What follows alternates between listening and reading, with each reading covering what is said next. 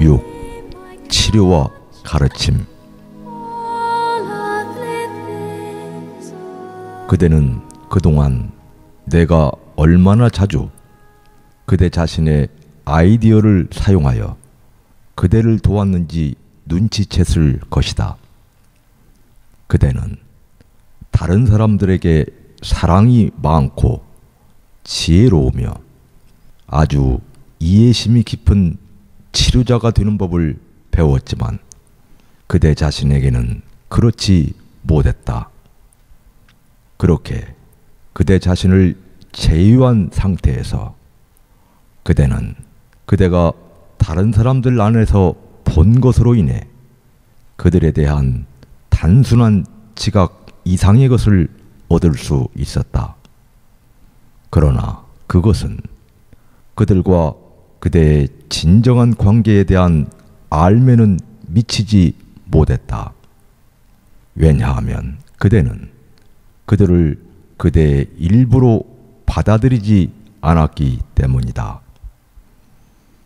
이해는 의미를 유발하기 때문에 실로 지각을 초월한다.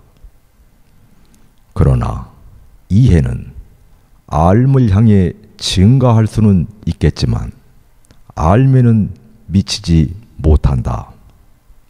큰 노력을 기울이면 어느 정도까지는 다른 사람을 이해할 수도 있고 그에게 상당히 도움이 될 수도 있지만 그 노력의 방향이 잘못되었다. 그 방향이 어떻게 잘못되었는지는 아주 분명하다.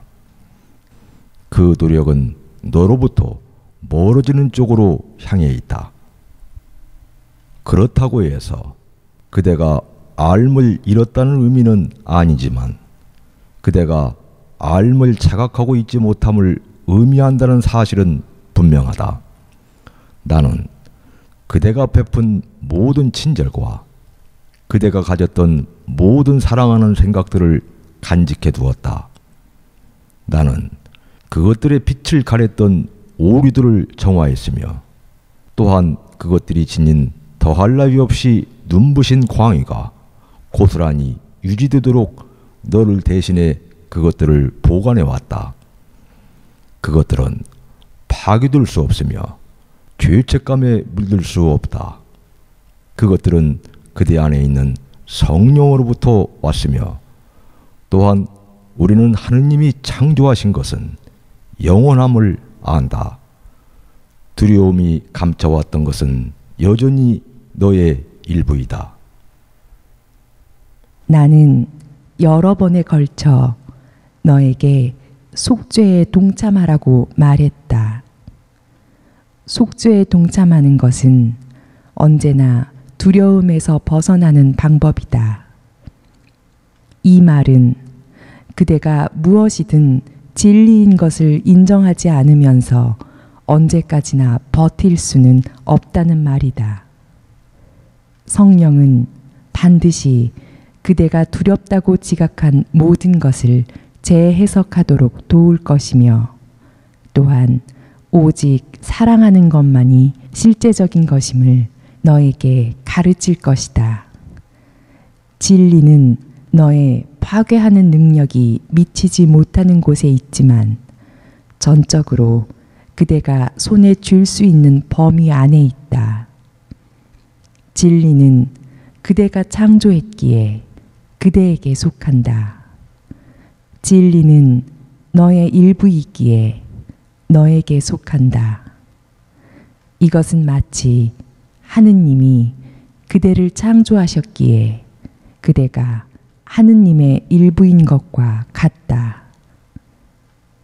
속죄는 천국의 안전함을 굳게 보장하는 보증서이다. 선한 것은 아무것도 상실될 수 없다. 선한 것은 창조를 대변하는 음성인 성령으로부터 오기 때문이다. 선하지 않은 것은 창조된 적이 없으며 따라서 보호받을 수 없다. 에고는 자기가 만든 것을 혼자만 간직하므로 에고가 만든 것은 힘이 없다. 에고가 만든 것에 공유되지 않는 존재함은 죽지 않는다. 그것은 단지 태어난 적이 없다. 진정한 탄생은 시작이 아니다. 진정한 탄생은 계속됨이다. 계속될 수 있는 것은 모두 이미 태어난 상태이지만 증가할 수 있다. 그러기 위해서는 그대가 그대 마음 중에 치유가 필요한 부분을 마음의 더 높은 부분에게 돌려보냄으로써 그대의 창조함이 분열되지 않고 전적인 것이 되도록 해야 한다. 치료자로서 신경직적 죄책감은 어느 누구에게도 도움이 안 된다는 점이 바로 신경직적 죄책감과 건강한 죄책감 사이의 차이라고 환자들에게 말해준다. 이 구분은 현명한 것이기는 하지만 아직은 불완전하다. 이제 이 구분을 조금 더 명확하게 해보자. 신경직적 죄책감은 공유하지 않으면서 속죄하고 변할 생각이 없으면서 사면을 요청하는 에고의 도구이다. 에고는 결코 참된 속죄를 요청하지 않으며 또한 용서를 용납할 수도 없다. 사실 용서야말로 변화다. 건강한 죄책감이라는 너의 개념에도 이 점은 있지만 속죄의 개념이 없는 한 그 안에는 속죄가 가진 치유하는 능력이 결여되어 있다. 너는 죄책감을 감정의 측면에서 구분을 했고 그것은 환자로 하여금 잘못을 반복하지 않겠다는 결심을 하게 이끌었지만 그것은 단지 치유의 일부일 뿐이다. 너의 개념에는 잘못을 무효화한다는 아이디어가 결여되어 있다. 그렇다면 그대가 옹호했던 이론은 아무런 실제적인 근거도 없이 공유하는 방침을 채택하라는 주장이다. 나는 너에게 그 근거를 주러 왔다. 그럼으로써 너 자신의 생각들이 너를 진정으로 자유롭게 할 수 있다. 그대가 공유하지 않았기에 증가할 힘이 너무도 약한 아이디어들은 마치 무거운 짐처럼 너를 짓눌러 왔지만 너는 그것들의 존재함을 어떻게 무효화하는지 알지 못했다. 왜냐하면 바로 그대가 그 아이디어들을 만들었기 때문이다. 그대 혼자서는 그대의 과거 잘못들을 상쇄할 수 없다. 그 잘못들은 교정법 없이는 그대 마음에서 사라지지 않을 것이다. 그대가 그대 자신을 만들지 않았듯이 그 교정법도 그대가 만드는 것이 아니다. 속죄는 순수한 공유의 행위로서만 이해될 수 있다. 이것이 바로 우리가 이 세상에서조차 한 음성만 듣는 것이 가능하다고 말했을 때 의도한 의미이다. 너는 하느님의 일부이며 또한 온 아들은 하나이므로 너는 에고가 보는 자아에 국한될 수 없다. 온 아들 중 어떤 부분이 사랑의 생각을 지니더라도 그 생각들은 모두 온 아들의 모든 부분들에게 속한다. 그 생각들이 공유되는 이유는 그것들이 사랑의 생각이기 때문이다. 공유하기는 하느님이 창조하시는 방법이며 또한 그대가 창조하는 방법이기도 하다. 너의 에고는 너를 천국 밖에서 망명생활을 하게 만들 수 있지만 정작 천국 안에서는 아무런 힘도 없다. 이제 그대가 나의 메시지를 에고의 간섭 없이 내가 주는 대로 기꺼이 받아들이려고 하니 우리가 전에 말한 요점을 분명히 해보자.